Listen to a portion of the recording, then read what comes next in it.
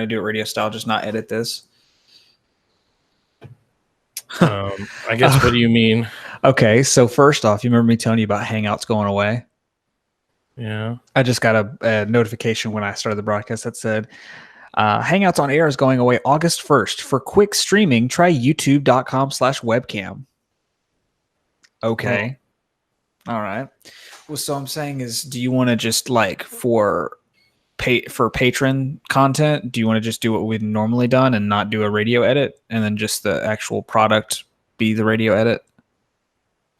Well, I mean, we can still say like, "Hey, we'll be right back" or something. Right. What I'm saying is, for the patron content, do you want it just to be like as normal, where we just post the late night edition up for them? Your wording is just really throwing me off. I don't know what's confusing about it. I'm saying, do you want, for the patron content, do you want to keep it the same and just do what we've been doing? Or is there something you're wanting to change because we're doing the radio format? Well, I mean, no, I guess. Okay. What I'm getting at is, do I, like, when I'm doing the patron stuff, like for the podcast, do you want me to keep doing what I'm doing and just putting it up with the overlay and then just posting it to Patreon? Yeah. Okay. Yeah, okay. Yeah. Okay. That's what I wanted to double check. Hey, patrons. Hi. I'm looking at, this is where the camera screen is, so I'm looking at there, so it looks like I'm not paying attention to you, but I am. No, you're not. Also, Dunder Mifflin, this is Pam. Who? Dunder Mifflin, this is Pam. Okay. I don't know what you're talking about. I have a Dunder Mifflin cup from The Office. Oh.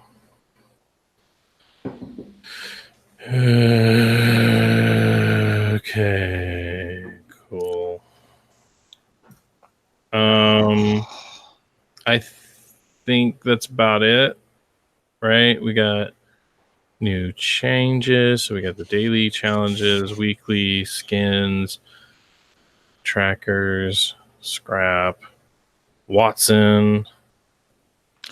I've got the Reddit page deep dive up on one screen and then actual Apex on the other screen that that we can look at and talk about. So if there's anything that's not on there, I can just pull it up.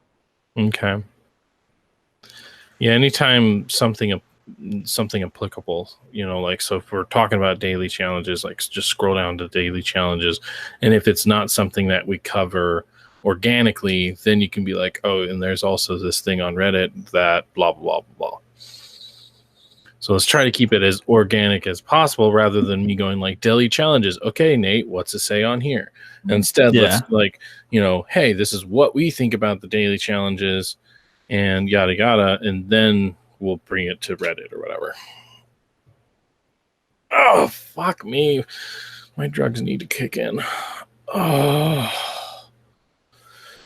All right. So let's talk about this EA thing. What EA thing? There's a giant elephant in the room with EA and their goddamn surprise mechanics. And not only that, because it can't just be that with EA, can it? Can it just be one thing? No, not with EA, sirs and gentlemen and ladies. Sirs and gentlemen, so that's not what I meant to say. Oh my god. No, but now they have someone coming out and be like, I don't like being looked at like we're the bad guys. I don't understand it or whatever. It's like, oh my god. Like, I feel like the anthem for EA this year needs to be Bad Guy by Billie Eilish. Where it's sitting over there, just they're in front of the U and going, I'm the bad guy. Duh. Man. Well, and it's like, I think what a lot of people are pointing out is just how tone deaf it is. Like, if there was a person on the floor and they were working and they were, busting their ass and just like, working as hard as they can, and one of them said, I hate the fact that we're looked at as the bad guys. And it's like, that I could understand. Because you're a grunt. You're the one being piled on. And so somebody said, I don't understand why we're the bad guys, and they were, a peon basically. I would totally understand that, and I would sympathize with that. But like having like anybody in the higher echelon of EA, and they're trying to be like, well, I don't like that we're looked at as the bad guy. It's like, well, then fucking change something. Yeah, like watching a lot of videos of commentators talking about that whole surprise mechanics thing. Like a lot of people were saying like this is the most like on the nose, like egregious moment that we're like, oh no, you are literally working for the higher ups. Like this is the when I agree what you're saying, what they say tone deaf, because like because this is very much like you're speaking to the executives, you're not speaking to us. Like it's never been so apparent that this is the main thing you're going to care about is money, which we all know you do, but it's like it's literally just disgusting. Yeah. And I mean, Jim Sterling put out an awesome video. If you guys haven't seen it already, please go watch it, because he goes through like testimonials of basically people who had gambling addiction, or one of them even had like drug addiction, and they turned to video games in order to cope with it. But instead, video games started having more and more gambling mechanics surprise mechanics in them. And so then like they started using that as to cope with their addiction, but then they started getting addicted to it. Like there's one guy, spoilers, there's one guy who like their family essentially like took over his bank account and wouldn't let him spend anything because he was just so bad at gambling. He started playing video games, and it was a good outlet for him. So he regained his bank account. And then they started putting gambling mechanics into the video games, and he started going down the rabbit hole again. All of a sudden, he was asking for more money, and they're like, well, what's going on here? And then they finally checked out Call of Duty, which is one of the main things that he plays. Or no, I think it was Overwatch. Either one, they have the similar, so like they looked at that and they're like, oh, that's what's going on. He's getting addicted again. That's something that's funny is why is Overwatch never really talked about in this conversation? Are they not very egregious? Oh, it is. It is talked about in the conversation of like gambling, or what am I trying to say? I'm trying to say when the subject usually comes up of, is it gambling or does it trigger the same endorphins as gambling? Most of the time, if that's the subject that they're talking about, most of the time I do also hear Overwatch in the same, echelon as, like Battlefront, obviously. Right, but there's all of their stuff is cosmetic, correct? There's not any game advancing. Okay. Yeah, there's nothing game advancing. However, there are testimonials of people who, because of the way the lights flicker and the way the sound, the way the sound that it makes, and the fact that, here are skins that you can only get in this period of time, and you can only get them from the loot boxes. It triggers that part of their brain to go, oh God, I have to have this. Right. Even though they literally don't have to have it. They don't need it. Nothing happens in game that affects them playing the game, but it just triggers that part of their brain. And like I heard the testimonials in the Jim Sterling thing, and like there's a genuine part of me that's just like, oh my God. Like I don't even want to go anywhere near a game with loot boxes. That's honestly how I felt yesterday, kind of.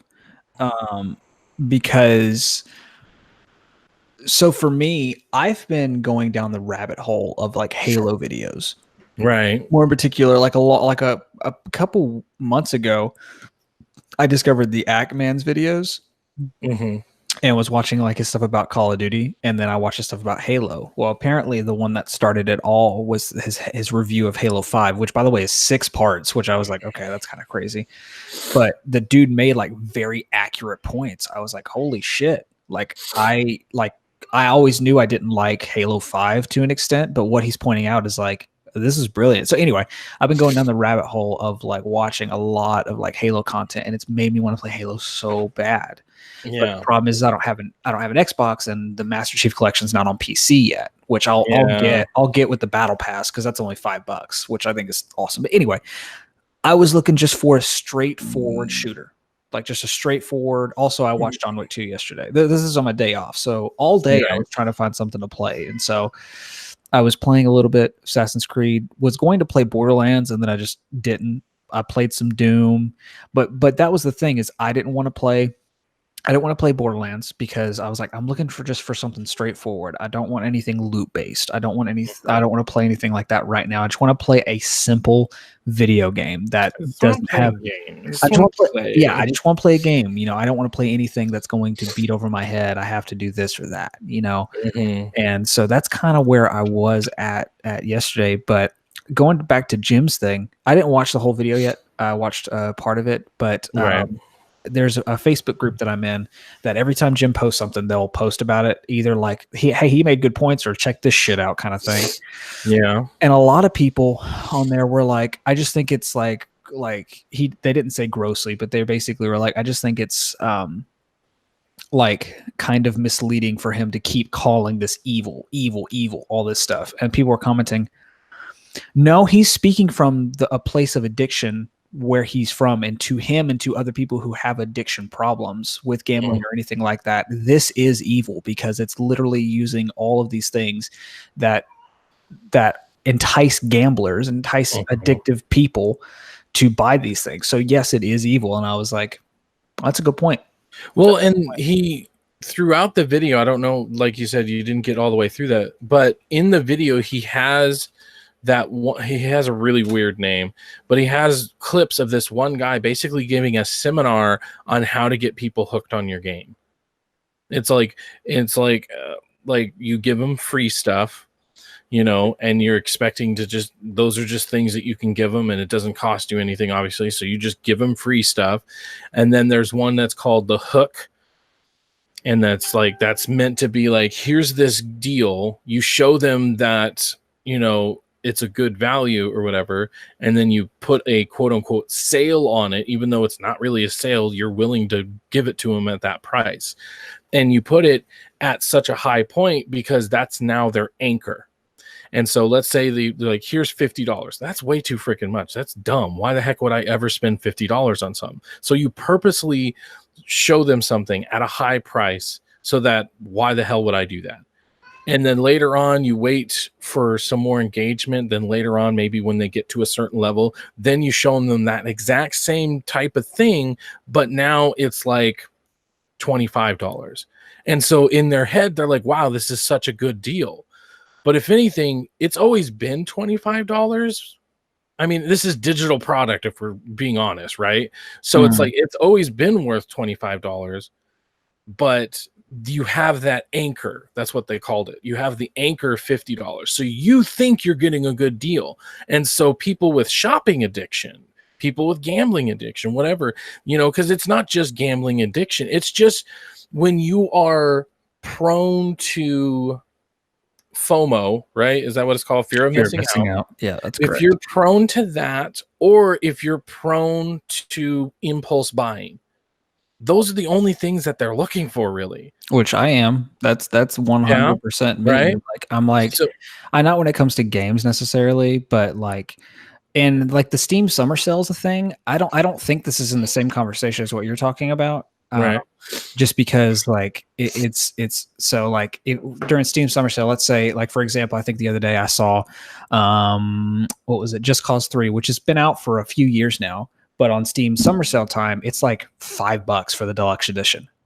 That's like a game that with all of its content for an extremely reduced price. Granted, it's still digital, but it's one of those, that is actually a good deal. It's not like inflated. Right. Like mobile games are the worst about it. Like I can't tell you, I got the guy who was doing the seminar created like Candy Crush and what was the other one? I know you have to look it up. So it's like this guy, but I mean, so going back to your comment about evil, it's like this guy is evil. He's clearly he's giving an a Dr. Evil seminar on how to get people hooked on your game. See, it was just like, he's evil to the people who suffer from that. But for everyone else who's very business minded and looking to expand their profits, which isn't a bad thing, it's not. It's really not. And it's just a difference of perspective. But I also think that you can find a happy medium in between those two. Like, I feel like there's a game that could be quality. It's microtransactions are quality. And still kind of have some of those same attributes, but it's not in your face like Black Ops is, for example. Right. I feel like there are games that have microtransaction systems that aren't egregious, and they're not really they're not damaging. They're few and far between. Don't get me wrong. Yeah, and I mean, there. The unfortunate thing is that obviously, elephant in the room, we are an Apex Legends podcast, and it does have microtransactions, and it is to a certain extent. I have to say that Apex probably is one of those happy mediums, but there's also that report where a guy spent $500 just so he could get the heirloom skin. So as much as we think, me and you, as much as we think that it's not egregious and it's not, evil, there's still clearly somebody out there willing to spend that much money just on a skin. So regardless of what we think and how fair we think it is, or for that matter, how fair objectively it is, it still does use those mechanics. Like, for instance, there's a gun on the store right now that you get for $12 instead of $18. Oh my god. Yeah, that's not even a sale. You're saving what, $4? That's not a good deal. Yeah. That's skin. What, sweetie? We haven't even started. Okay, I'm sorry. I will let you know when we start.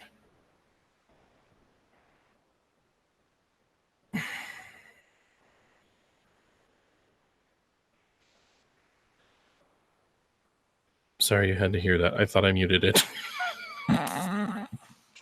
Yeah, it's not even like, it's a cool skin, but again, not worth $18. Like, if I had to pick one of the, and I'm not saying that any of these are worth $18, but that big game hunter skin for the longbow and the trailblazer look really fucking cool. Yeah. Again, not worth $18, but they look really fucking cool. Yeah. But the Cold Justice, like, I don't know. That Bloodhound skin is super nice. That Bloodhound skin is super cool. Yeah. Again, still not worth $18. Still not. But not even. So I don't know. I just don't know, because it's like, it's so easy to be like caught up in the middle of it, and I can't help myself. No. Anyways, but yeah, it's hard to be caught up in the middle of Apex Legends, and it's a game we really like, and it's a game that we personally think has such an awesome system or whatever. But it's like, after hearing the thing about EA and their surprise mechanics, like, that was bad enough. And then after hearing, oh, we're the bad guys, and then hey guys, we're forfeiting our bonuses. Oh god.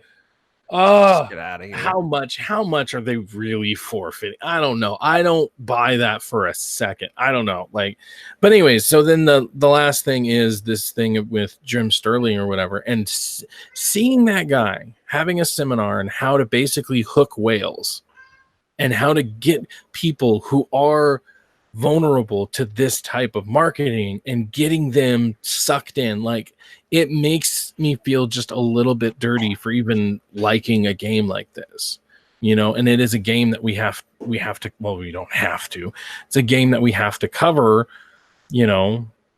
so I don't know. It's just, it makes me feel shitty for speaking out against things like this, but then still having a podcast about something that embodies the exact thing that I'm trying to talk out against. So there's a video that I recommend you watch, Nick. It's only like 7 minutes long. It's from our boy Drifter. But it's about, here, let me find what it actually is. It's because he basically was like, he's talking about, let's see if I can find it. Yeah, I know he's talking about Call of Duty for a fact, but let me just double check which one it is. Where he's saying, okay, Blackout is pay to win now and how to fix it. 7 minutes long. And he's talking, for the first 2 minutes, he's talking about what's actually going on with that new update.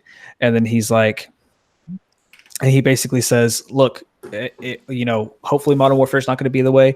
When I get the first cent that it is, he basically was like, my entire career is based on Call of Duty. Like my livelihood, everything I own is in thanks to Call of Duty. If this game has anything similar to what we've seen so far, I will literally burn my entire career to the ground. Because I will not. He was like, I'll stand on my moral high ground. He's like, I'm not going to give up my morals just for my success. He was like, if this happens again, I will burn everything to the ground and just start new, like get an actual job. Very damnating comments. Like, this dude's literally like going to put his career and his livelihood and his wife's livelihood potentially in jeopardy, because, which you can probably say to some extent is kind of like a little much, but he's very, like, I appreciate and I respect his stance and where he's coming from of like, I won't stand for this anymore. Like, I will put everything I have. He's like, it's probably not going to change anything, but I will put everything that I have. I will just won't do it anymore. Yeah. I mean, it's like, how do you live with yourself when that's what you do? Like, for instance, okay, I had a trainer. I don't know if I told you the story before or even our Patreons before, but I had this trainer. She came in and she was basically telling me where she started. And basically where she started was at a phone call place where basically you're just supposed to read the script. And the whole purpose of this place was basically to trick people into giving their bank account information. And it's like, hey, we're going to give you a free $1,000. But then over the next, year or two, they actually take out $2,000 in very small increments so that you don't see it or you don't notice it, but they take $2,000 out of your bank account. And so that's how she started her phone rep, career, is on the right. It is the most like degrading thing. And she like ended up getting a promotion because it's like she stuck to the script. She just went to work, stuck to the script or whatever, And so obviously part of the reason she brought up that was to show like how happy she is with like the company she's at now, and the one she's actually supervising or whatever. And it's like, yeah, but still, how the fuck do you live with yourself? Like, I couldn't obviously say that out loud, but seriously, how do you live with yourself being one of those people who are stealing from people and stealing in such a way that it's somehow legal, but also somehow just the crummiest freaking thing you can do? And it's like, that is essentially what like things like Activision and EA or whatever. The only thing that we can say, like in Apex Legends defense, is that Respawn has proven that they have a stranglehold on EA in a way that they can make their own decisions. The only thing that Apex has been and Respawn has been not like negligent for so far is just like lack of content. Like, yeah, that's really the only thing that which you could then argue that, well, that means that they're not trying to get you addicted. No. What I'm saying is in terms of like the quality hasn't been there so far. Like, first season, it's like, oh, for good first try, but not good.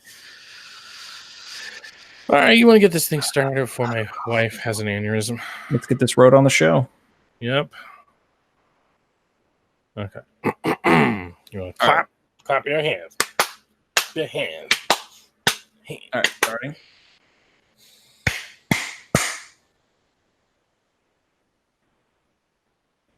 What's up, legends, and welcome to Apex Legends HUBcast, your central hub for everything Apex.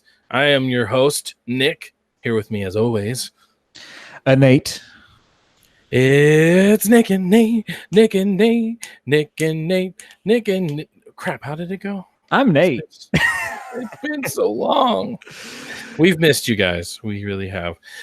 So we didn't have one last week, and that was just because it's like, the next season is coming out.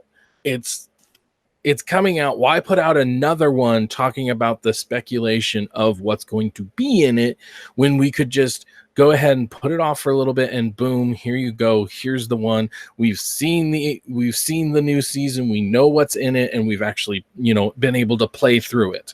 So, there might have been a few of you who, didn't necessarily like that, but it's like, I hope you're still with us, because it's like, it just made more sense this way, right? Yeah, in our personal opinion, like, it didn't really make a whole lot of sense for us to just have an episode breaking down the trailer when we were literally like the next week away, if not a few days away, right, from actually getting hands on with it. So it made more sense to us. To me personally, it would have felt like a little bit of pandering, just kind of like, hey, let's break down this trailer, and I know that other podcasts did that, but I don't know. Like we just have morals. That's all it is.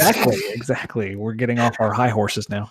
Yeah. There's plenty of YouTube channels like dedicated to this kind of stuff, and that's all they do. They take code and they talk about code, and it's like we did that for sure.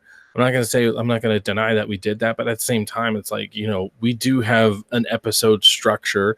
It needs to be somewhat a certain length, at least, you know what I mean? Like, there's a least amount, and then there's like a onward. Because I don't think I would ever cut an episode short. If we could just keep going on and on for like 2 hours, I'd be fine with that. But usually we want at least like 45 minutes, right? Usually that's pretty good cutoff for us, is that we're like right around the 40-minute mark, and that's what we want at least. And the trailers wouldn't have been at least that, and it's just like, I don't know.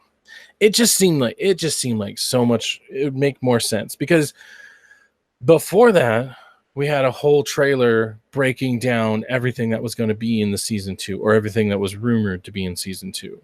So to have that, then it's like, oh, this confirms this because look at this frame in the trailer, and this confirms that. It's like, let's just wait. Let's just go ahead and wait. And so now we can have the big season 2 blowout.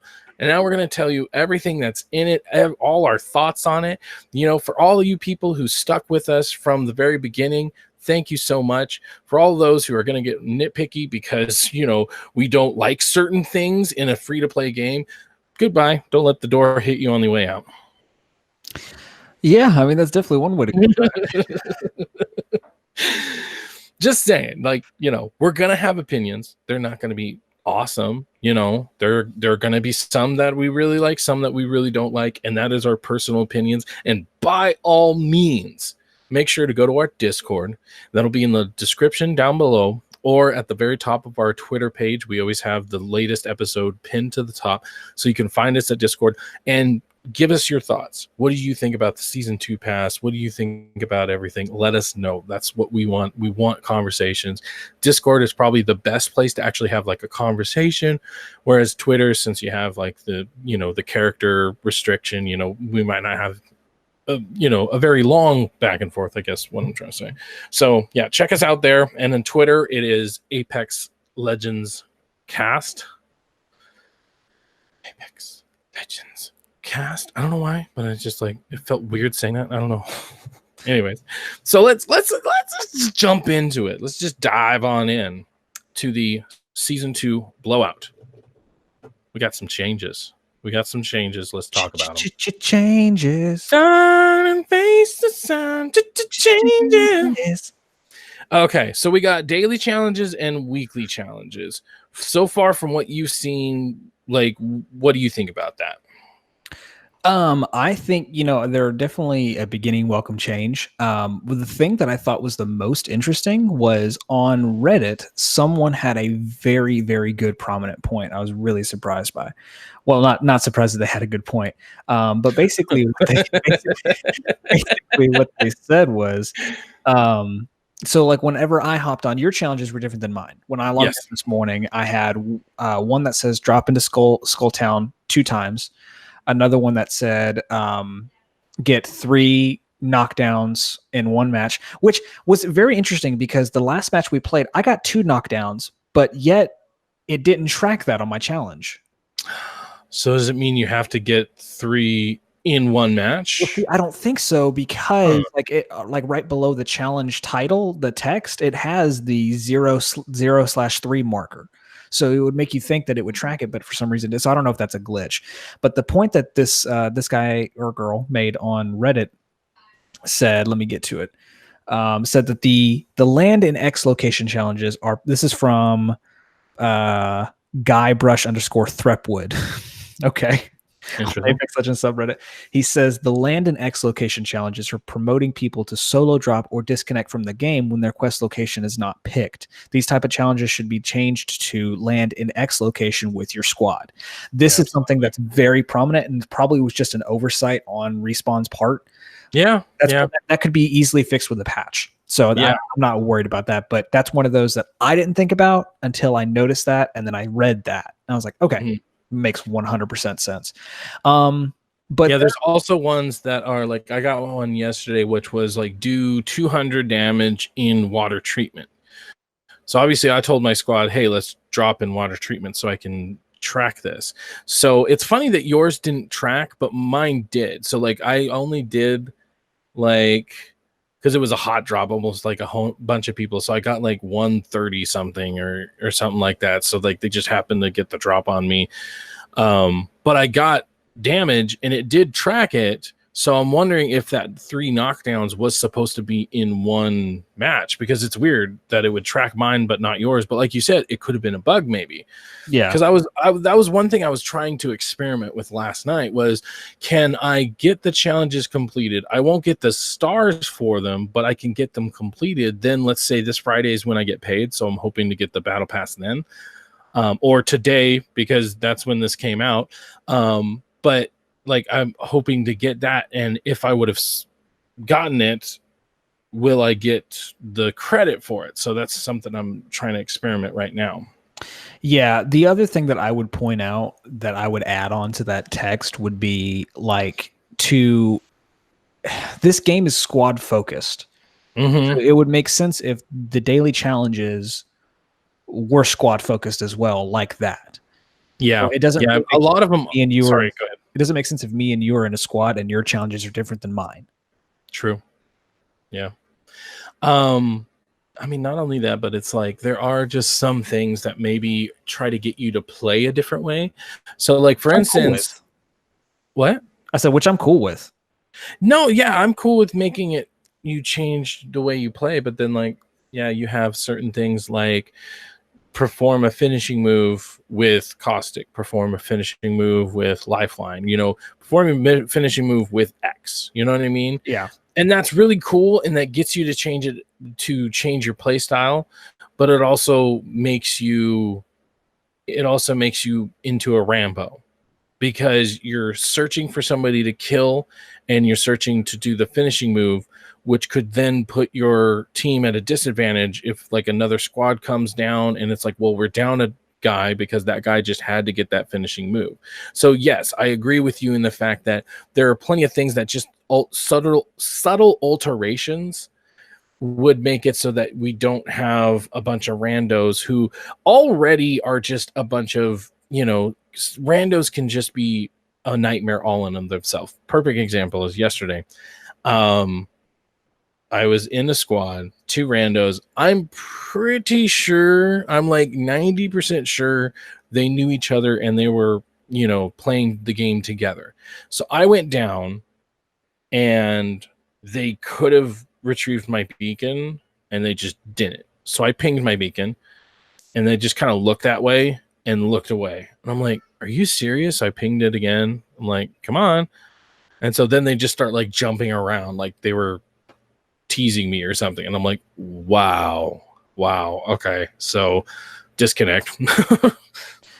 yeah, that it's worse when you have 2 randos in the same squad that know each other. So yeah, that's like, it's one of those. I was playing I think I was playing Call of Duty yesterday, and I saw on the opposing team 2 guys with the same clan tag, and I was like, these guys are probably going to be annoying. And sure enough, they were. Yeah, right. So, but yeah, no, the challenges they're a welcome change. Like honestly, everything about this season so far is making me want to play the game more. Right. Whereas before, I didn't feel like I had a real reason to play, Apex apart from just playing. And that honeymoon stage with the game kind of wore off for me pretty quick whenever there wasn't a whole lot left for me to do. But I've got challenges to do like this, and we'll get into it actually breaking down the battle pass. But the stuff in the battle pass, I'm like, okay, I kind of want to get that. Like that's nice. And so I'm already kind of enjoying what I'm seeing so far. Yeah. And I do like, so the weekly challenges, I do like the fact that those are going to stack. So once again, even though I might not get it until today, the day this comes out, I don't have to worry about, well, obviously it wouldn't have I don't know, words. Am I right? Right. But I don't have to worry about it. And like, God forbid, if I do want to go on vacation, like we're going to go camping in like August or something like that. So like if I want to go camping and I'm just away long enough where I can't, play it on the weekend like I usually do, then it's like, okay, I don't have to worry about those just disappearing into the ether, So I do really like that. So then let's get into the nitty gritty. We're talking about the skins. Get some skins, show some skin. Come on, girl. Why are you covering up? Speaking of skins, there is one thing I want to ask you that we haven't talked about yet. Uh-oh. What do you feel about the changes to the map? Yeah, the biggest skin of them all. Am I right? Right. I like it. Like honestly, like in the trailers, they show the thing stomping around or whatever, and so like I was expecting that, but I wasn't expecting both of the creatures to be there. So I was like, oh, that's kind of cool. One subtle thing that I think would have been cool is if it would have been sort of like the supply drop ships, where like they start here, but then maybe they make their way down the canyon or whatever. So even if there was just one instead of both of them, he could move from one spot to the other, and then vice versa. He could just like maybe pace or something like that. Something like that, just little subtle changes I think would have been even awesomer. But in general, like flying past these things, yeah, it's cool. It's definitely subtle. The cool. Changes were a lot more subtle than I thought they would be. Like I feel like in some areas you'll be able to notice more of the changes. And someone on Reddit again posted like a cinematic swipe like of the different changes of the map. But it's definitely not like a Fortnite season change where one completely different, which it doesn't have to be. I'm not saying it has to be, but it was just more subtle than I thought it would be. There's some areas that are completely redesigned, right? Where they're green now, where they used to be just a burnt forest. So that's cool. And then I like what they've done to the changes where the quote unquote dragons will take your crates before you can pick them up. That's cool. That's interactivity to the map. Definitely. And see, there are a couple of new areas. Like there's this new area. Oh crap, where was it? I can't think of where it was, but there was this new areas where it looked kind of like, the training area. Like if you do training instead of play Apex, there's this new area that looked like it was pulled from there, or at least the assets were very similar. And then there's this other area where like there were caged up, flyers, and I'm like, that's kind of cool. Yeah, I saw that too. I had seen one video where they were like, wow, caustic players really are evil, and they were throwing the canisters into the gas canisters into the cage where they were. Oh, I was like, man, that's messed up. Oh man. So couple things. So the last season you got 3 skins. It was Wraith, Mirage, and Lifeline. And these were they rare? I think they were a rare level. Yeah, they were. But they still looked like really cool rare levels because like they gave them face paint and stuff like that. So this time it's Gibraltar, Bangalore, and Pathfinder. And they give each one of them kind of like a gold trim, sort of.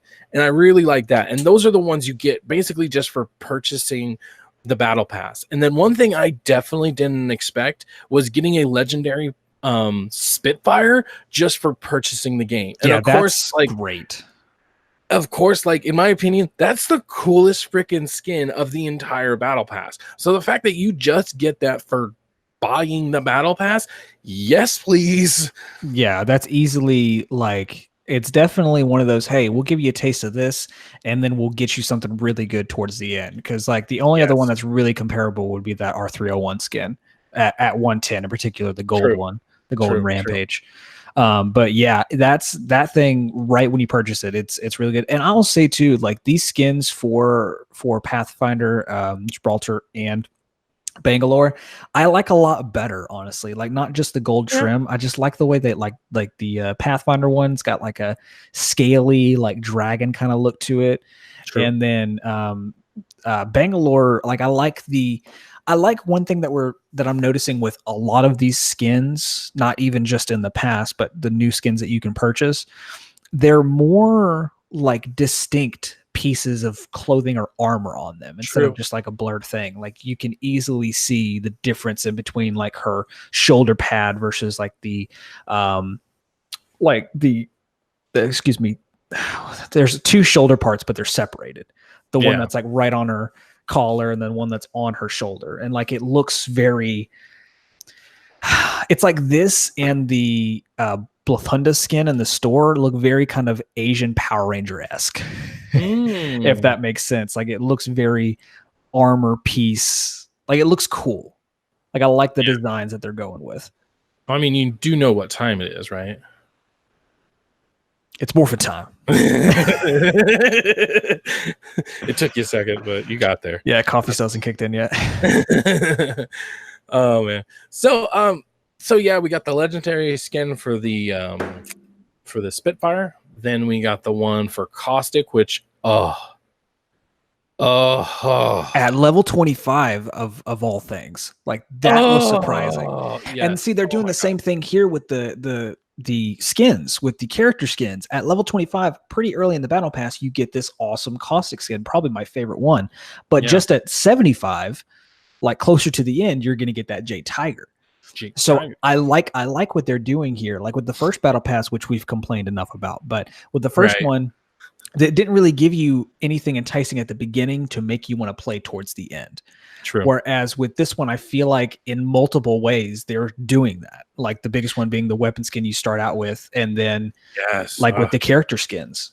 And the Jade Tiger is exactly what I'm talking about too. It's very like armor pieced, like design. It's so cool. It's so cool. So I'm gonna give a slight negative. So the only negative thing is that the two coolest skins for characters happen to be for characters that if you didn't get to purchase them, if you're like brand new to the game day one, you're like, oh, I'm gonna get this battle pass, it's gonna give me everything, and you're like, oh, I don't have that character. That is true. That's a very good point. Very good point. Just from the standpoint of like somebody who's like brand new, and it's like, you know, they've been hearing so much good things about Apex, and then their friends tell them, dude, season 2 is going to be awesome. And so they're like, you know what? I'm going to start season 2. I'm going to start it off good with this season pass. And then it's 2 characters, technically 3, because there is a Wattson skin in there too, that they get them, but they don't actually get them unless they purchase them. So then I'm imagining this brand new person having to grind through all the points or buying them. So I mean, like, in order to get 2 characters or enough of the red stuff to get 2 characters, you have to be up to like level 40 something. So for a new person, like, unless they just like bang it out and they're just able, like, here's all the daily, they do 3 daily challenges a day, they do a weekly challenge, and they just like grind through that. But still, it's like, for them, actually, you know what, that wouldn't be so bad if, like, I'm saying it out loud, I'm like, that actually incentivizes them more, because it's like, you know, hopefully they get enough by the time they get to the Caustic skin. They're like, boom, I'm gonna get this and I'm gonna buy Caustic, and hell yeah. So never mind, I'm rolling back my own thought process here, because it's like, that actually seems kind of cool. I envy that person. yeah, like me personally, I already have Octane. Like, I purchased him last season. I don't have Caustic yet, just because I've never really wanted to play as him until we got this skin. But you know, it's kind of the same thing. Like Wattson, I plan on picking up when I can. I did. Yeah, We'll talk I about know that you did. more. I've got like 78 credits right now, or tokens, and then like 250 Apex coins. So, it'll take me a little bit of playing, but I imagine either the Battle Pass or Wattson I might just purchase outright, just to get kind of going on it. But speaking of skins, there is a question I have for you. Sure. Do you feel, because with Fortnite and with this, it gives you the option of buying the Battle Pass or buying the Battle Pass bundle, which basically gets you the first 25 tiers when you purchase for $28 instead of $10. Mm-hmm. Do you feel like this Battle Pass would potentially be worth getting the Battle Pass bundle than the previous one? Considering that Caustic is the number 25, it's definitely enticing, but that would be my one and only reason to get the 25 versus the just regular Battle Pass. You know what I mean? Mm-hmm. So for me personally, I don't know. Because I guess on the other hand, you do have a legendary Apex pack at 5. You have another regular Apex at 12. Oh, you got coins, and I think that first one is for 100 coins. Yeah, it's for 100 coins. So then you have more coins, so that'd be 150 coins. Then you finally get one more Apex packs plus Caustic. You know what? I'm gonna say that's actually pretty worth it. Because if we go by their metrics, which we're not going to get into that because we don't agree with their metrics, but if we do go by their metrics, he is $18 by himself. And then you get the $1 with the Apex pack. You get the $150 with the coins. You get another $1 with the other Apex pack. And then another $18 because of the Spitfire legendary skin. And then you also have a legendary, or we keep calling it legendary. Isn't it epic? Which ones? I guess. What's the purple one called then? Oh, I've been mixing them up then. So then you have the epic. You have the epic Apex thing on level 5. So that right there already like doubles its value. So I would say, the first season, no, I'm not spending $25. Are you effing crazy? Screw that. But this season, it actually it definitely has its value. And I think that from season 1, we're going to get maybe a little nitpicky in a little bit, but just from a very positive standpoint, the difference between 1 and 2, as far as value, as far as what they did put in it, how they spread it out, is just night and day. If this would have been season 1, to a certain extent, if this would have been season 1, I really feel like they would have retained more people. What do you think? Oh yeah, I definitely think so. Right? This Battle Pass isn't perfect, but it's such an upgrade from what we had in season 1 that, and also if this was the season that we got, for season 1, I would have been like, okay, good first try. There's some good stuff in here for sure. Whereas the one that we actually got for season 1 was like, all right, I kind of see where you're going. This is baby's first Battle Pass, it's kind of, you kind of give them a pass a little bit. But no, this is really, you give them a pass on their Battle Pass. Give them a pass on their Battle Pass. There's nothing really in this Battle Pass that I don't care for, which we'll get into kind of the deeper of, because me and you have a differing opinion. I know that. Let's just get deep into it. Well, we've been teasing it for so long. Let's just get deep. Let's go deep. Okay, so I have both positive and negatives for the rare skins. So the rare skins would be all the gun skins, which are very similar to season 1. Basically, let's see, we got one at 3, one at 6, one at 13. So it's roughly every 3 to 6 you get a new skin for a new gun. So the positive, let's start with the negative. The negative is they're not awesome. There are some that are they're not necessarily reskinned like last season. There were essentially 3 skins, but they just redid them on different guns. Now there are some ones that are different, but they're not different enough to really be like, okay, that's a brand new skin. It's just like, this is the molten one, but it's slightly different. So that's my negative. And honestly, it's not even that big of a negative. So then my positive is that it is not the same 3 skins over and over again. So for instance, number 3, which is obviously one of the first rares you're going to get, it's got a nice little scaly system to it. It's got some red on it. And then the next one after that, it has kind of a molten on the P2020, which, I mean, who are you trying to fools? And then the next one would be the 13, and it sort of is the same as the Prowler, but it's not the exact same. So then if you go through and try to find another one that looks like the Prowler and the Longbow, you don't. So it's just those 2. And then it moves the F on.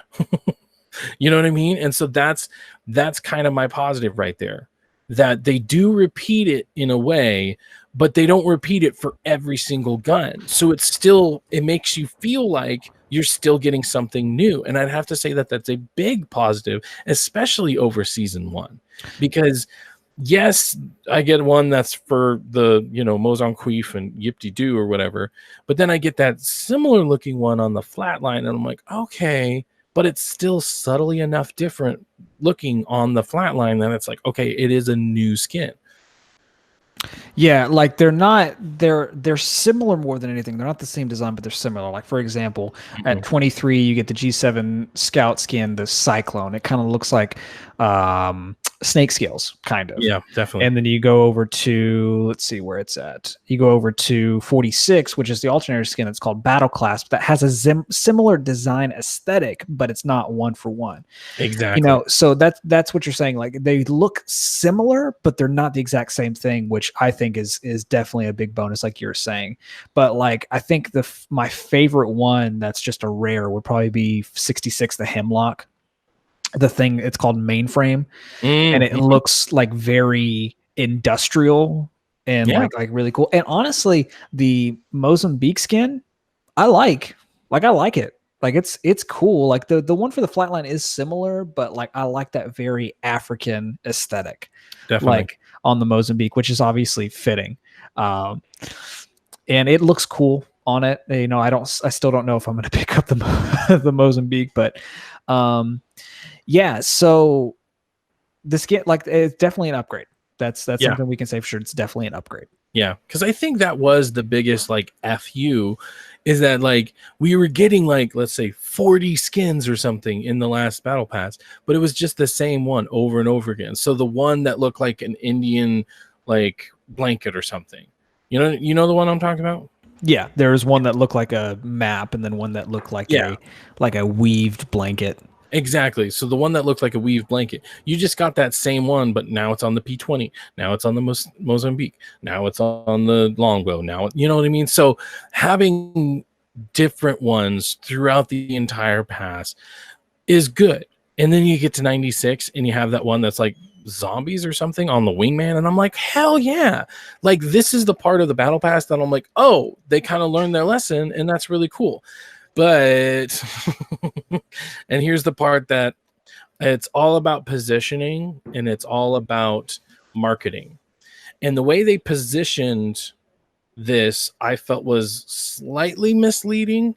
Not too bad, because now the trackers, you do still get trackers like season 1 kills, season 2 kills, season 2 wins. Keys? Oh yeah. I'm like halfway done, so we're getting really close. Sorry, what was I saying? Season 2 wins, season 2 kills.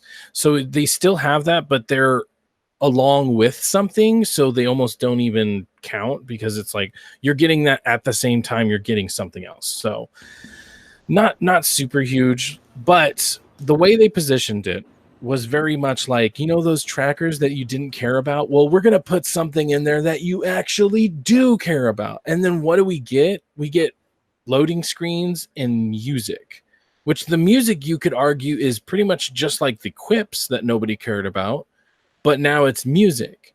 And so, like, especially the pre-hype for this was very much like, oh, they're learning their lesson, they're listening to the fans or whatever, but then they just do loading screens and music. And this is definitely something I want the community to talk to me about, and I want to know, like, what do you guys think about that? Because me and Nate actually have a differing opinion about the loading screen, whereas like me, it's like, I don't give a rat's ass. Why do I care about what it looks like when my game is loading? The loading screen is just me waiting to play the game. Why do I care about what's there when it's loading? Right. So where my opinion comes in, I'm not going to say your opinion is wrong, but it's wrong. No, I'm just kidding. No, I'm not that type of person. It's your opinion. Where for me, for one, the art for me, the art on these is incredible. Like, yes, there's a couple in particular that are very standout. One you actually get early on, Gibraltar's, that one when it's like or like the shield like popping out. The art and the design of it looks incredible. I really like them, but here's the thing. Here's the caveat that I have there. I remember this one's very similar to Fortnite as well. You get different loading screens, but I think for those, you got those for winning challenges. I don't know. Never mind. They were in the tier. Challenges. They were in the tier. That's what it was. Yeah, so that's the thing. The ones in Fortnite, I always liked getting because I liked having the change of screen. I did like that, but they were always just not what I wanted. Like, I guess just because I'm not a big fan of the character design anyway of the world, I'm like, oh, this is cool to change it out. Whereas these, what would be cool is if they gave you the option to have these as wallpapers too. Like, I know that's very meta, and it's not. You know what I'm saying? But it would be cool if you had the options to save these as wallpapers, because this art is really, really good. Like, on a lot of some of these we've already seen, like the Mirage and the Wraith skin, or sorry, the Wraith art. We've seen both of those like already, but some of these I haven't seen before. So like the Blothunda one I haven't seen before, but I like them. I will definitely take these over stat trackers just because. True. I like having stat trackers in one place. Like, let me go to my profile and let me look at my stats. I don't care to have them on my banners. You know what I'm saying? Yeah, true. So, I mean, as far as instead of trackers, yeah, I guess this is a step up. But at the same time, like I said, it's all about positioning. And they position this like this is going to be something you actually care about. And it's like, I don't personally care about it. There are going to be people in the community that do care about it, but it's like, this is going to be horrible. Here we go. Horrible story time for you. Okay. So, my wife got something from Amazon, and she's like, like, oh yeah, I got you something. She has a smile on her face. And I'm like, and so it was like a couple of days before it was going to arrive. And I'm like, okay, so just so that I don't, expect something too much, like, is it going to be something that I actually like? And she's like, oh yeah, it's going to be something you actually like. So then it gets here and it's a shirt. Not that I hate the shirt by any means whatsoever, but when you tell me that I'm actually going to like it and then it's just a shirt, it's like, babe. Yeah, it could be something like maybe it's a tool for my right? desk. Maybe it's something that I can use. Yeah, positioning. Right. That's a very good argument. Exactly. And it's just the way she said it was like, oh yeah, you're really gonna like it. Now, in her defense, the shirt was, Dad, I love you 3000. It was a late Father's Day present for me. So it's like, I do like the shirt, but when she positioned it as, oh yeah, you're actually going to like this, it just would have been better if she would have set my expectations like, oh, you're going to like it, but it's nothing like extravagant. If she would have said something along those lines, it would have been great. Same thing with this. If they would have said, oh, you guys are going to like this, it's going to be something different or whatever. If they would have stuck with that kind of position, oh, it's something different, it's not something monumental. But when they basically outright said this is going to be something that people actually care about rather than just trackers, it set my expectations. And so that can sometimes be the worst thing or whatever. objectively, this isn't bad. It's not horrible. It's not egregious in any way, but it's just enough to make me go, I don't really care about it. What do you feel about the drop animations? So that's the only negative I have. I like them. I think they're cool. I think they're the same thing with the loading screens. I think it's a better use than stat trackers. But again, this goes back to a complaint that I've had before about the difference, their skin systems, and how instead of universal unlocks, it's character or weapon specific. Yep. I don't necessarily care for the fact that they're character specific emotes. Like I would much prefer, and granted they're animated to be like that character, but I would have much preferred, this is very small, but I would have much preferred like just universal emotes that anyone can use. And there's some that are really cool. Like I like Pathfinders and I like Octanes. I think they're really running. Yeah, he does this running. I think they're really clever. But again, like, if you're going to play as these characters, if these are your mains, awesome, great. But like it'd be cool to have a universal emote to use throughout no matter which character you pick. You know what I'm saying? Right. That's the only con that I have with it. And it's this is the first time they're putting emotes in, from my understanding. All the other battle royale games have like emotes in their contraband streams or their battle pass streams. So it's definitely, this is a good first attempt, but I don't know if they're ever going to change that to make it a universal skin or emote platform. I don't know. That's the only thing that I don't like. And I don't want to sound too begrudging on it, but it's a very simple thing. It does make it stand out that it's not like every other game, but at the same time, it's like, it'd just be nice to use that one skin or that one thing across different things instead of having to go through different avenues to unlock, something that I can get on everything. You know what I'm saying? Even if they would have done something like maybe they unlocked it for like 3 characters, I think maybe something like that would have been nice. Multi-character instead of just a single character. And I mean, I think that I agree with pretty much everything you say. Like Octane is obviously the best, and each one does have subtle personality quirks. But at the same time, like for instance, if you never play as Octane, maybe you just don't prefer him, then getting his cute little, animation, you're not really going to care about. So then that brings us back to the whole, it's like, oh, it's going to be things you actually care about or whatever. It's like, it is, but only for the characters I play as, So like if I actually play as Bloodhundo, which I do on a regular basis, it's like, oh, here's this banner. It looks kind of cool. I'm going to be honest, I already have one that's like way more awesome. So it's like, when I get to 48 and it does that ding and it flashes for me, I'm gonna be like, yay. Right. But yeah, go ahead. It is so much better than season 1. Yeah. Honestly, going into the banners, that's something I really do like. Like the rare banners are cool. Like there's not really any of them that like super stand out to me, but the epic ones, that's where it's at. That sword, that's 88. 80. Oh yeah, 68 Bangalores. That one is really good. Really good. Pathfinder, yes, he has that little sword with the smile on it. Yeah, Pathfinder's is great, and then you've got Gibraltar's is really good too. The coat of arms, like which one's that? That's 98. 98. Oh yeah, that one looks cool too. Yeah. So those epic ones are really good. What's that? You got a little falcon buddy. You got a little falcon buddy. But yeah, like I think the music is cool too. It's I like that. I will take that over the season 1. Let's go. Or it was the same cookie cutter. Dumb. Season 1. Let's get into it. Oh my god. Yes, I will agree with that 100%.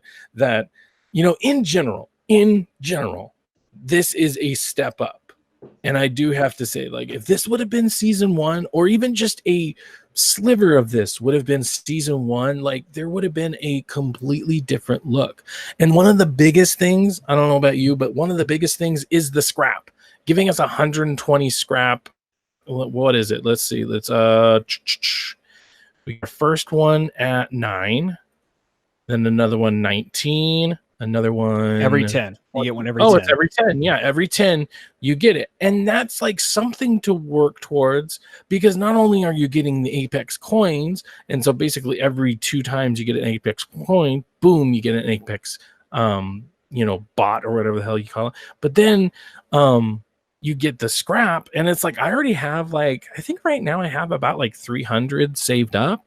So it's like by the end of this, I'm already getting enough scrap to get a legendary, but I don't actually personally have to finish it before I have enough. Right. So, yeah, really awesome. Yeah. Now, I don't think that's the thing is depending on how much scrap you already have, that's the only thing that would be kind of unfortunate is, your typical legendary is it's going to take 1,200 scrap. True. I don't think you're going to get 1,200 scrap throughout the battle pass, but if you are. Oh, you are going to get 1,200? Yeah, you get 120 for each scrap, and you get 10 scraps. Okay, solid point. Math is not my strong suit, so there you go. You got a good point there.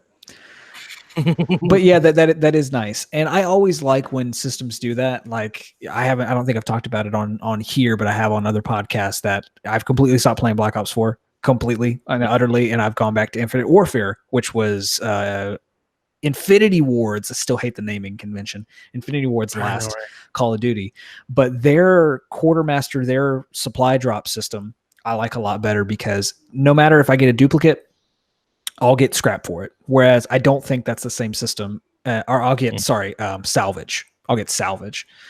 So it's the same thing with the scrap. You can use it for certain things, but if I get a duplicate, I'll get that. And every pack will give me something. It'll give me 3 items plus salvage. And so it's nice because I've apparently when I first got this game in 2016, I played 1 round of multiplayer and said I was done because when I jumped back on, I was only level 1. But I'm already at level 25 or something like that. And I've got a good amount just from having the game and the season pass. I already have a lot of salvage. I already have a lot of skins. I already have a lot of this. So it was easy for me to jump back into. So I like whenever they help you out instead of just forcing you to purchase things. Definitely. So, I mean, overall, definitely a step up, and I mean, I think the thing is that with season 1, we expected so much out of them because of the competitors, because of Blackout, because of Fortnite, because of H1Z1, because of all these competitors that they had. And then they put out season 1. It was just kind of a light fart in a wind. It was just, yay, thanks for this, I guess, which there was still enough quote unquote value in it in order to justify the $9.99 purchase. So there was you still got the Apex coins, but as far as how fun it was to go through it, that's the part that a lot of people I think didn't agree with. Whereas this is going to be fun to get through, not only because they spread out the rewards more evenly, not only that, but it's going to be faster with the challenges and stuff like that. So it's if they just would have done something similar, for season 1, I really feel like season 1 would have been received better. I feel like they would have retained more people. Now there is a chance, there's definitely a chance that a lot of people will come back for season 2 and they'll be pumped up. But it really makes you wonder what percentage of people saw Battle Pass season 1 and were just I'm out. Season 2 came out. They hear from their friends that, oh my God, it's so much better. You're going to love it. But they're just you know what? I haven't played it in so long. I would end up dying all the time. I don't think I'm going to jump back in.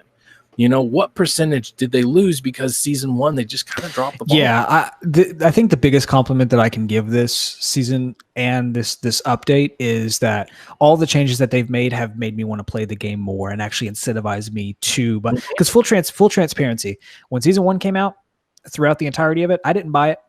Full transparency, I bought Octane. And it's one of those that people were I don't like the Battle Pass, but I'll still give them my money to support Respawn. I understood that, and I did that by buying Octane because it was the same price. Right. So, but there was nothing from Battle Pass Season 1 that made me want to buy the Battle Pass and play through it. Whereas this, on the other hand, adding challenges, adding the stuff that's in this actual Battle Pass, I'm okay, absolutely, this would be worth my money. This would be a worthy investment for sure. Yeah, and see, on the opposite side, I did buy the Battle Pass, and I didn't get that far in it because I like you said, I just didn't have anything that I was like, oh my God, I have to have X. You know what I mean? I got the really cool R301 skin. Honestly, I'm good with that. You know, there's nothing else that just like stood out like, oh my God. But the R301 skin was something I added later just for having the battle pass. So I'm like, well, thanks for that. I do appreciate it. I do respawn. I really, really do. But come on. And in all honesty, I'm so glad they brought it this time, because it does make it easier to play. It doesn't make it, you know, it does incentivize me to go further, but it's just like I can't help but be a little cynical and just be like, you know, like how much more people would be playing, how much more people would be into the game, you know, because that's the thing. I love Apex Legends. I want it to succeed, you know, so it's like how much more would have succeeded if it would have brought their A game the first time around. And it's like, I'm so glad. I really am. But I just hope that there's enough people out there who are going to start championing season 2 that maybe will get more of those people who were so turned off by season 1, get those people back, because it's like, yes, this is worth it. I can 100% that this is worth double the money. I already said it might even be worth doing the $25 version so that you could get freaking Caustic. You can get 3 Apex packs. One of them's a freaking epic. You know, it's worth the money. And that's the biggest compliment. At the end of our last review of season 1, we basically said, hey, thank you, Respawn, you can have my money because you're awesome. Whereas this time, what I want to end the discussion on is, you've made it worth it. You've made it worth my money, and more importantly, for somebody who's 30 years old with a wife and a daughter, you've made it worth my time. And that is the biggest amount of commodity that you need to make it worth. And it is, so thank freaking God. Right. I 100% agree. This is definitely, I'm excited to see what they do next season. You agree I have a wife and daughter? I agree you have a wife and daughter. No, I agree in the fact that they made it worth it. They made it worth your time, made it worth your money. And it's one of those that, like, I'll add on there, I don't want to give them money just to help them out. True. That's where a lot of people are coming from with the first battle pass. I want to actually buy this because I want it, not just because I'm giving charity. Yeah, fucking charity. Anyways, all right, let's move on. Wattson is the new character. I was able to buy her with my little leftover red crap or whatever the hell it's called. What is that called, actually? Legend tokens. Legend tokens? Okay, so with my legend tokens, I was able to get Wattson. I mean, the number one thing that pops out is her personality. Her personality is just adorable. So obviously the backstory is, if you didn't watch the E3 thing, her backstory basically is like she grew up in the arena essentially because she helped her dad make everything. You know, and it's funny actually because the stakes are set for season 2, because it's like basically everything she worked on for this arena got blown to crap because, I don't know if like somebody did maybe it was Caustic. It was probably freaking Caustic. He was doing his experiments and he made the barrier go down, which made all the monsters come in and invade basically. Actually, I will step in here. Oh, really? In that cinematic that they showed in the trailer, but also they show in the game when you boot it up after the update, you see someone on a laptop that's basically causing this. And on Reddit, someone made Wattson. Wattson was like looking at it to see what was going on. No, I don't think so. I don't think so, because someone made a drawing. They're like, this is a crappy drawing, but this is what I hope the screen will look like whenever crypto eventually shows up. And they drew, and it shows someone looking like that person was on the laptop with a laptop. And they're saying that that's possibly crypto. So I don't know if that's confirmed or not, but that opening cinematic might be a little tease of the next legend we'll get. That'd be cool. Like, I honestly kind of hope that means that we'll get another one sooner rather than later, rather than like season 3. But we can hope.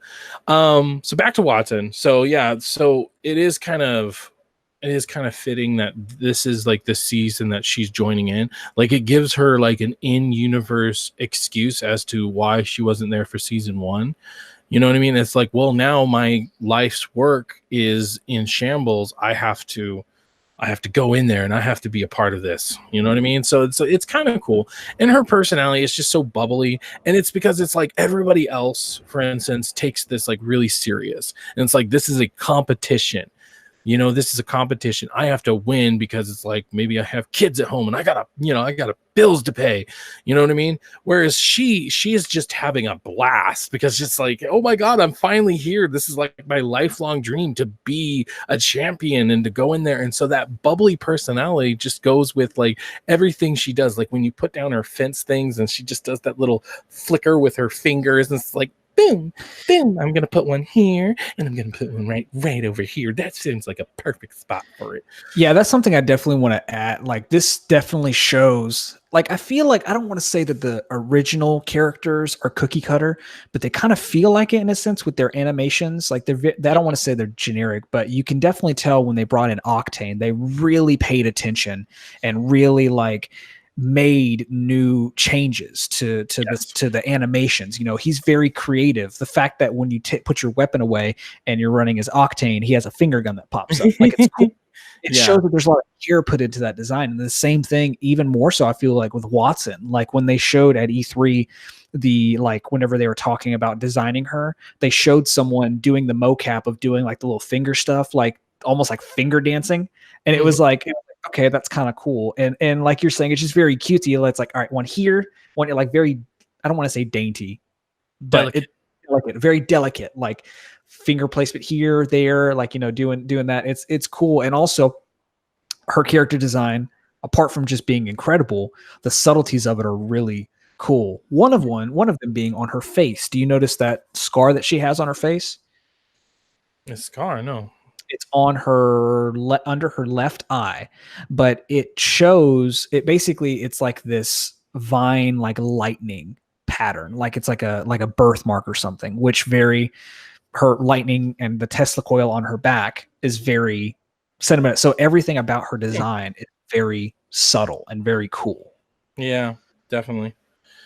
So, I mean, I do like her abilities too. Now the fence, I still have the same problem that I had pre-launch, and pre-launch is I have confirmed that yes, you can see the fence if you're on the other side. Not only can you see it, but it's actually red, so it almost stands out even more. And so the point I was making pre-launch was that, well, if there's a fence there, why would I even go into it? So unless you're able to put it up as somebody's walking through it, there's just no reason for me. So it's more of an area of denial. Like if you're in Skulltown, and that was one of the things that they showed, but if you're in Skulltown, like you can basically like quarter off an entire area so that people won't come inside. They could still shoot inside, but they won't come inside. And so like it has its uses for sure, but at the same time, it's like I guess it would be nice if it was a little bit more subtle, so that if you're not paying attention, you could accidentally walk into them. Yeah, I feel like what we saw from E3 when they were going over like the way that they were using it, I feel like was very disingenuous. Not like it shows that it works, but it's one of those that what you should and can actually do with it is not really like them doing the complete area of denial around that group of boxes, and it's like completely out in the open, where it's like, okay, but you're not actually going to do that. Like why would you do that? Yeah, the main clutches that I've seen have been people who are like, there's someone that's following them into a house, and they'll put it up in the doorway. Yep. So like they'll come through and get shocked by it. You know, it's very much like a quick, like border, like tripwire, basically. Mm-hmm. Yeah. So I mean, it very much is just trying to, because like if you have like 4 doorways, maybe only leave one of them exposed, and it's because it's the one you have the best angle on. You know what I mean? So it's like you want them to come through this door, but if they don't come through that door, not only are they going to get zapped and slowed down, but they're going to get pinged so that everybody on your squad can see that that's the way they went. So I do like it, you know, to a certain extent. But yeah, like you made a good point as far as like, why would you use it out in the open? I don't think you would. There's absolutely no reason to use it out in the open. But you know what? there's going to be plenty of people who will probably find a way to use it out in the open, and it's going to be freaking awesome. So I can't wait to see what people do with it. And then her ultimate is really cool. To a certain extent, it might be OP. And the reason is that the ultimate accelerant with her passive ability gives her 100%. So essentially, you could plop this down, and then as soon as it's done, do a ultimate accelerant, plop down another one, do an ultimate, plop down. So I feel like, I don't know. I do feel like that might be a little too OP. You know, what do you think? Well, one of the things that we had talked about before was that like the fact that it also regenerates your shields might be OP, but I did see gameplay of her using it, and it was about as fast as Octane regains his health. Like it's not, you're not gaining your shield back very fast. So in that aspect, I wouldn't say it is. It doesn't seem OP to me so far. It might need to be tweaked in some aspects, but no, I mean, I personally haven't seen anything yet that indicates to me that it would be OP. Yeah, I mean, to a certain extent, yeah, it is even slower than, like, for instance, Lifeline's drone.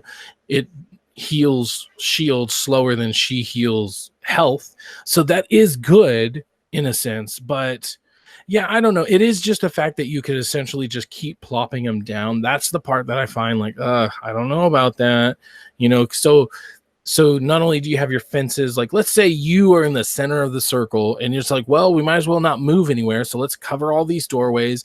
And then I'm just going to keep plopping these down as soon as anybody comes. Because obviously if you're in a building and then you plop that down, nobody can throw grenades into it. So that means they have to come at you, which is really good strategically. But how do you counter that? You know what I mean? And so what makes these classes, each class good, is that usually there's always going to be a counter. There's always going to be some way to fight it. You know, for instance, caustic traps, you shoot them or whatever. Obviously, I think you can shoot her ultimate, but we're going to assume that people are dumb and putting it out in the open. but hey, people can do that. People are dumb. So, but my point is, like, you get a really strategic person and they have it indoors. They have it at an angle where nobody can get to it. They have fences all over the place. This is going to be a effing nightmare because you can't grenade and you can't get in there because then you're going to get shocked. So it's like, it's good strategically, but it's also only good if you're the squad that has her. Right, exactly. Which I thought was kind of cool earlier when we were playing, because it was, I think you were Wattson, I was Lifeline, and then the other guy was Wraith. And I was like, man, we got an awesome, like, girl power squad. Yeah, and we, yeah, yeah, which we were doing pretty well until we got, like, you know, and that was something else that I want to point out too, not Wattson related, was how much fun I had, like, just playing the couple. Well, the first match was kind of frustrating, but like, it was, you know, and that's another thing too, is you don't have to, you know, we do to an extent have to, because we provide content, we have a podcast for it, but it's okay sometimes to take a break.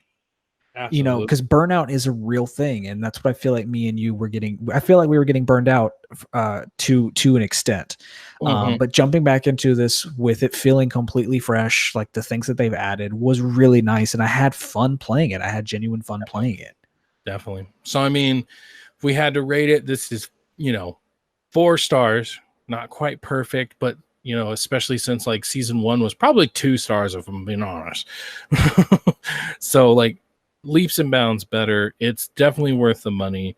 You know, value wise, it's definitely worth even the 25. So if you have the 25 to get it, I would suggest it, because you get so much out of it and you get a head start. However, I will say that part of the fun would be to go through the battle pass and have that incentive to go through it. So maybe just doing that $10 or the $9.99 wouldn't be bad, because you have that incentive. You have something to strive for. However, if you have the money, A, and B, you're somebody who maybe doesn't play on a regular basis, maybe the $25 would be better for you, because then it's like you could still at least make it to the end, you know? And in my particular circumstances, since I do have a wife and kid, the $25, even though it is more expensive, might be more enticing for me, because then that means I might actually make it to the end. Versus, even though I'm going to make it there faster with the challenges and everything, you know, to be safe, maybe I might end up getting the 25 just so that I know I'm going to make it to the end. Right. And you can put into value time as well. So it's like, it's one of those that it's almost worth it depending on your structure. Like for me, I'm kind of halfway in between. Like I can, depending on how long it takes me to actually get through the battle pass, how long the game actually lets me advance, versus how much I play. So it is a something that you would have to kind of figure out. But yeah, I mean, I agree with you. I think that this battle pass in particular would be worth the $25, the tier skips to get to a certain point, depending on how often you play. And to circle back just a little bit to the analogy you gave about the stars, I feel like a better analogy would be that the season 1 gets a participation ribbon, and season 2 gets silver. Oh, it's nice. like a second place. Yeah, because like I wouldn't say season 1 had 2 stars. Like I feel like it's more accurate. Like a participation ribbon, they tried. They tried.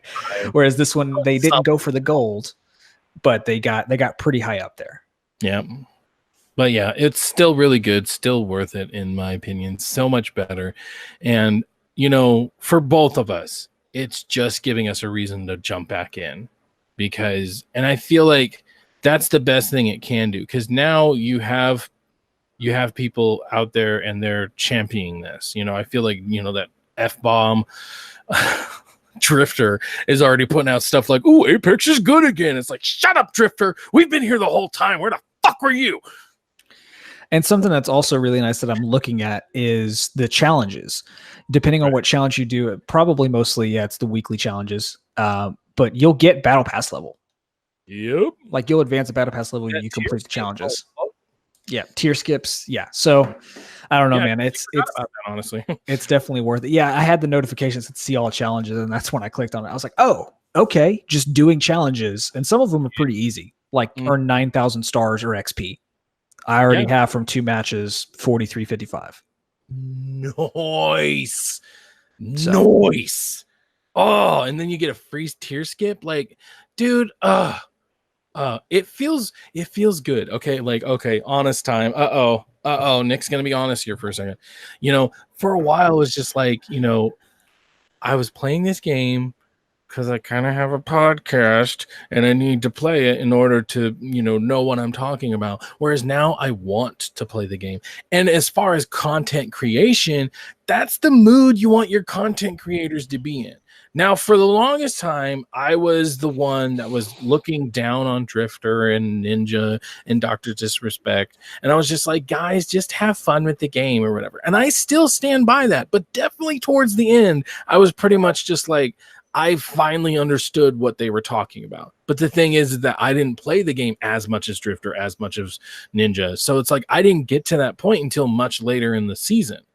But the point is that I did get to that point. So then having to do, the podcast where we're talking about the game was just kind of like, all right, let's talk about this. And it wasn't until we started talking about season 2 that I really started, okay, I'm the hope flame is starting to get a little bit, hotter in my heart or whatever. But now it is engulfing my entire chest. And I'm like, let's effing do this. Let's get it going. Let's get it started.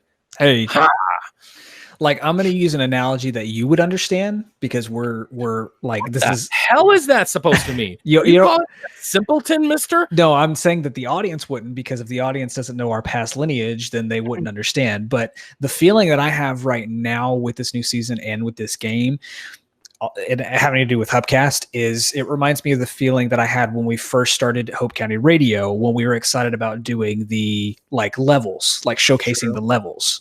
Whereas towards the most recent end of the recent episodes we were doing, it kind of felt like towards the end of Hope County Radio, where it's like, oh, there's not really anything to talk about. Like, what do we do? And this is just being completely transparent with you guys, because we don't want to be fake. We don't want to be fake. We want to be honest. And a lot of you appreciate it. A lot of you don't. A lot of you don't appreciate and think we complain too much, which I feel like is a valid complaint, but don't be a dick about it. You know what I'm saying? It's like, luckily we haven't had that for a while now. I feel we haven't like had that for a while. That's true. The people that were dicks decided to bounce. And as they were bouncing, they decided to, give us crappy reviews and give us crappy comments or whatever. I feel like the group we have right now to bring it back. Let's bring it back. I feel like the group we have right now are much more happy with just us as people, and they're not nitpicking the little things that we do. So it's like, I'm glad we got to that point, and so now it's just like, let's hopefully we'll go back up, now season 2's out. Let's start it. Let's get it going. So, I mean, I think that's going to be it for us. We went into everything, gave you our opinions on it, and even our negatives aren't super negative this time around. And that's a big positive. Yeah. That's it. So, go ahead. I was going to say that's the last thing talking about Wattson is, speaking of positive, Watson's skins are really cool. Like her legendary skins are really, really cool. Like especially the two of them. I don't remember the names of them. But they make her look like an android. They make her look like the character from Ex Machina. Like I think one's called Cybersecurity and the other one's called something else. But they're like really, really well done. Like they're showing quality the more content they put out. That's for sure. Yeah. So I mean, just keep it going, Respawn. Keep the content coming, and we'll keep making it keep. We'll keep doing something with it. We'll keep doing something. Alrighty. So I think that's gonna be it for today. We think it's worth it. We think it's awesome. Let us know. We definitely want to hear from you guys. What is your thought? Do you agree with us as far as like it was a participation, but now it's silver? Or, what's your thoughts? Please go to our Discord. And, you can find that in the description or on Twitter. Our Twitter is at Apex Legends Cast, and we'll always have it pinned to the top, so you can find our Discord there. Hopefully we have a lot of changes coming soon. We've been kind of dead on it because we have some background stuff going on, but hopefully that's going to change very soon, and it's going to be freaking awesome. Okay, so I was your host, Nick. And I was your host, Nate. And we'll see you down in Kings Canyon, where it's going to be legend. Wait for it. Man. I wish, like this is for our Patreons. I wish I could tell you the background stuff. But in order to tell you the background stuff that we are dealing with, would be very unprofessional, because it is not happy times at the Threat X3 Productions right now. All I can say is we have hinted, or by we, I think I mean me. I don't think you've. Oh yeah, no, you 100%. It's definitely. I have hinted at what's going on. Basically, I've just said that there's somebody that we're not clicking with, and it's true, we're not, and something's going very wrong, and so that's all I can say. I don't know, other than like somewhere down the road, if we have like, let's say like a couple months from now, after the dust is settled, if we have an AMA and when you guys want to just throw that question out there, I might talk about it then. But just know that it kills us inside when we're not able to give you guys the right amount of attention, because I mean, especially you guys, Patreon, giving us money. You give us money for a reason. You give us money and you do expect something out of it, no matter how much you love us. And it's like, oh, we're just here to support you. No, you do expect something out of it. And when we cannot give it to you, it kills us mentally, physically, because like sleepless nights and shit, like it does affect us. And I know that you guys are going to go on Discord and you might even tell us like, hey man, don't worry about it or whatever. But it's like, we do. What the fuck are you doing? I'm taking a picture. Look at what my cat's doing. I know what your cat's doing. I can see it myself. Oh, is it like trying to follow the lights or something? No, he's asleep on the. Oh, he's asleep. Machine. Okay. Yeah, I just looked over. He's super cute. But no, I mean, it is something that we care about. It is something, and I feel like just for a while now we've been kind of spinning our tires because there's just not a lot we can do, but we have to just keep at it. So hopefully things will change. Me and Nate talked about it yesterday, and the changes that we want to make to our Discord are going to be really cool. Once again, until we can get that background thing figured out, we won't be able to implement it, but we have some really cool ideas coming to Discord, and it's basically really cool ways to incentivize people to interact on Discord. So then when we do, like on the show, for instance, we're like, hey, we want to hear from you. Now on Discord, there's going to be an actual incentive, maybe even a monetary incentive, to go on to Discord and just have a chat with us. So that's all I can say, because I don't want to give too much information until we can like make it effing official. So, but I feel like I'm giving you some breadcrumbs so you can kind of like figure out, okay, they're heading in this direction. And so then, but it's not enough for you to get the full picture, so that when we do reveal it to you guys, you're going to be like, dude, this is awesome. So yeah, I can't wait to do that. I can't wait to get that started. Otherwise, that's going to be all for the post show.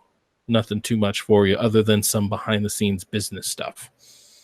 Yeah, you got our ramblings about surprise mechanics earlier in the show. Yeah, exactly. So, I mean, other than that, we are going to start back up on Morning Grind, and that's going to be our first one, because we're still trying to figure out what we're going to do with Nerd Radio, but obviously we want to put something out, so we're going to at least put out some Morning Grind. So look for that soon.